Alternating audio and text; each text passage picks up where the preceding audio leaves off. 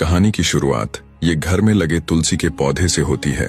इस पौधे के गुण बहुत है और ये सभी हिंदुओं के घर में आसानी से मिल जाएगा। इस पौधे की ताकत और तुलसी माता की कृपा बहुत अद्भुत है। इसे समझने के लिए हमें कुछ वर्ष पीछे चलना होगा। समय है 19वीं शताब्दी का। ये एक खूबसूरत गांव है जिसका नाम अकोदिया है। करीब सुबह 5 बजे एक महिला उठती है। महिला का नाम शांता था और एक पीतल का लोटा लेकर नदी स्नान को जाती है। नदी में इतनी सुबह कोई नहीं रहता। वह स्नान कर अपने लोटे में जल को लेती है और वहाँ से घर को आती है। घर में बीच दहलान में एक वेदी पर छोटा सा तुलसी का पौधा लगा है। शांता वहीं बैठकर पहले तुलसी को जल अर्पित किया और फिर एक दीपक जलाकर तुलसी माता की आरती की और हाथ जोड़कर आंखें बंद कर प्रार्थना किया और इसके बाद और अपने दिनचर्या के सारे काम करती। वह रसोई में जाकर पहले खाना तैयार किया। माँ, खाना बन गया? हाँ बेटा, बन गया। जल्दी, परसों मुझे काम पर जाना है। आदित्य एक गोदाम में काम पर जाता था। शांताबाई ने उसे खाना परोसा और आदित्य ने खाना ग्रहण कर वह अपना बैग लेकर काम पर चला गया।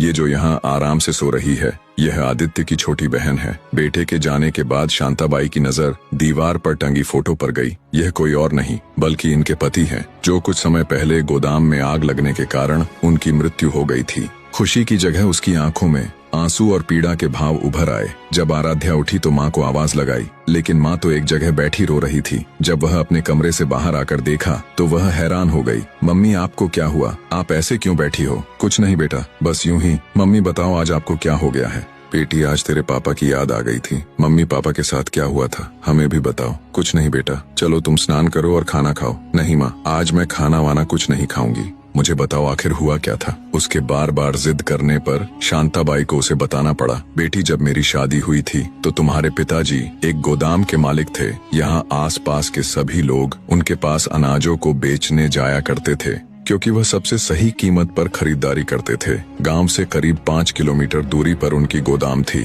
वह हर रोज आना जाना करते थे, लेकिन एक दिन किसी कारण वह लेट हो गए थे तो वह गोदाम में ही रुक गए। उन्होंने गांव के एक व्यक्ति से संदेश पहुंचा दिया था कि तुम खाना खा के सो जाना, आज मैं नहीं आ पाऊंगा। वह आज पहली बार गोदाम में रुके थे और उनके साथ भी कोई नहीं था। उस दिन मुझे बहुत बेचैनी हो रही थी, लेकिन गोदाम दूर थी, मैं वहां जा भी नहीं सकती थी। मैं किसी तरह खाना खाकर बिस्तर पर लेट गई।